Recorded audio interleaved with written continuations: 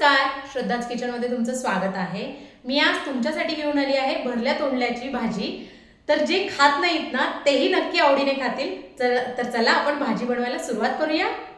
इथे मी पाव किलो म्हणजे 250 ग्रॅम तोंडली घेतलेली आहेत। बाजारात सध्या फ्रेश तोंडली आलेली आहेत। ही मी एकदा स्वच्छ धुवून घेतलेली आहेत। आता आपल्याला याला कट करायचं आहे। इथे मी पाणीही घेतलेलं आहे कारण की मी कट करणार आणि हा पाण्यात घालणार आहे का ते सांगते। आता कट करताना तोंडल्याचा पुढचा आणि मागचा भाग थोडा काढायचा आणि याला असं व्हिडिओ दाखवल्याप्रमाणे 2 कट द्यायचे आहेत आणि हे पाण्यामध्ये टाकायचे आहेत जेणेकरून जे चिकटपणा असतो थोडासा चिकटपणा असतो याला हा निघेल। असेच बाकीचेही कट करून घेतले आहेत मी तोंडली हे बघा। आणि आता आपल्याला 10 ते 15 मिनिटाला असंच ठेवून द्यायचं आहे पाण्यात। तोपर्यंत आपण त्याचं एक वाटण बनवून घेऊयात। त्यासाठी मी कढईमध्ये अर्धा कप सुकं खोबऱ्याचा कीस घेतलेला आहे। आपल्याला याला लालसर होईस्तोपर्यंत भाजायचा आहे। हे बघा अशा प्रकारे लालसर भाजलेला आहे। हा काढून घेते। आता याच कढईत मी घेते आहे 1 मोठा चमचा पांढरे तीळ आहेत, गावरान तीळ घेते मी। त्याचबरोबर अर्धा मोठा चमचा मी बडीशेप घेते आहे आणि यातच मी घालणार आहे साधारण अर्धा चमचा कलोंजी घालणार आहे। ही ऑप्शनल आहे पण याने टेस्ट छान येते। हे 2 ते 3 मिनिटं आपल्याला रोस्ट करायचं आहे लो गॅसवर आणि हेही काढून घेणार आहोत। हे बघा अशा प्रकारे मी खोबऱ्यामध्येही हे तीळ आणि कलोंजी बडीशेपचं हे तोंडल्यातलं मी पाणीही व्यवस्थित काढून घेतलं आणि ते वाटण थंड झाल्यावर मी हे बारीक करून घेतलेलं आहे। आता याचं आपण स्टफिंग बनवून घेऊयात। त्यासाठी इथे एक मी बाउल घेतलेला आहे। त्यामध्ये एक मीडियम कांदा मी बारीक चिरून घेतलेला आहे। त्याचबरोबर 5 ते 6 पाकळ्या मी बारीक चिरून घेतलेल्या आहेत लसणाच्या आणि अर्धा इंचही आलं हेही बारीक चिरून घेतलेलं आहे। यातच घालते आहे मूठभर कोथिंबीर घातलेली आहे। आता जे मगाशी आपण वाटण करून घेतलं होतं ते घालून घेते यातच आणि अर्धा कप आपल्याला लागणार आहे भाजलेल्या शेंगदाण्याचा कूट घालते आहे अर्धा कप।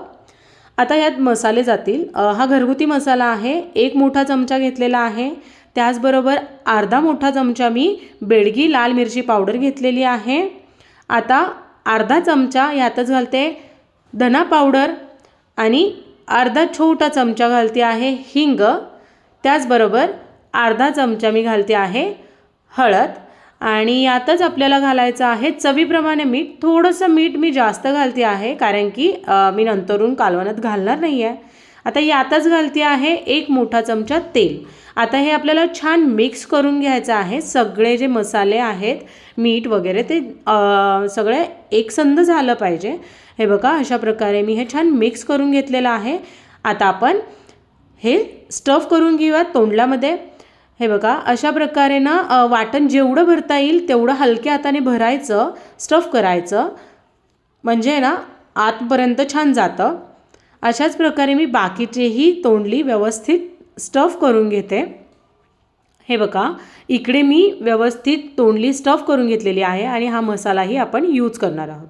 आता आपण भाजीला फोडणी देऊयात। त्यासाठी मी गॅसवर एक कढई ठेवलेली आहे। त्यात साधारण 1 ते 1.5 चमचा मी तेल घालते आहे। तेल थोडंसं तापलं की आपल्याला यामध्ये जी तोंडली आपण स्टफ केलेली आहेत ती व्यवस्थित घालून घ्यायची आहेत आणि याला साधारण आपल्याला 2 ते 3 मिनिटं छान परतून घ्यायचं आहे। परतताना याला हळूहळू एक छान असा कलर चेंज व्हायला लागतं तोंडल्यांचा थोडासा आणि तेलही सुटायला लागतं। हे बघा आता हे जे वाटण उरलं होतं स्टफिंग उरलं होतं ते आपण यात घालून घेऊयात। तेही आपल्याला साधारण 2 ते 3 मिनिटं लो टू मीडियम गॅसवर छान परतून घ्यायचं आहे। त्यालाही असं तेल सुटायला लागतं। हे बघा आता याला तेलही छान सुटलेलं आहे।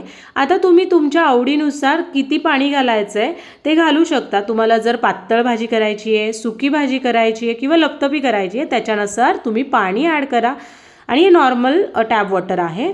आता याला मिक्स केल्यानंतर एक मोठी उकळी येऊ देणार आहोत। गॅस मोठा करायचा, मोठ्या गॅसवर एक उकळी आणायची।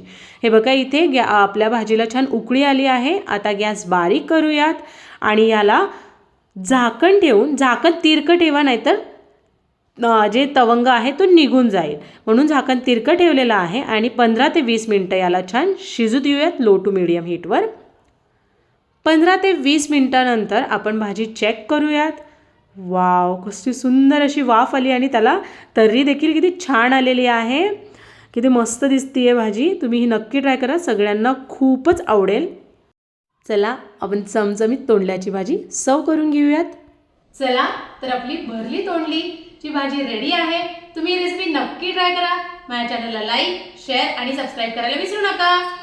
थँक्यू.